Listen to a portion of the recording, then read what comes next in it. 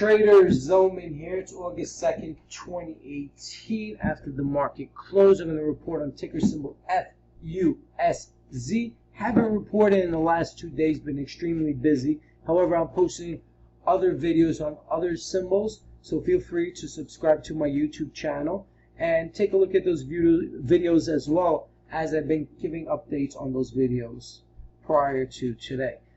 So we're going to look at FUSZ. Last time we spoke about it, we stated many times that there's support at 50 cents.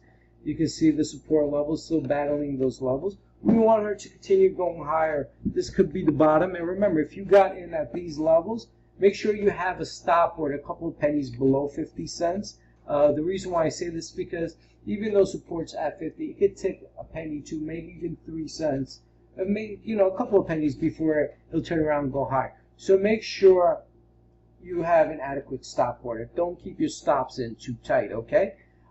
So remember, if she does break through 50, and the best way, when I tell somebody she needs to break through a certain price level, she needs to break through that level and close at that level for the day. If she breaks through that level and then trails back above that level, then that play is still in play. The day has to close in order for the trade to go the other direction. So right now it's at support. If she closes under, let's say, 49.48 cents, support became resistance, and then we should be worried. However, that hasn't happened yet. Hopefully this is support for all the individuals that have been waiting for a while at higher prices, and we'll see what happens moving forward. I'm just providing you an update. Notice the support's still there. It's battling those grounds.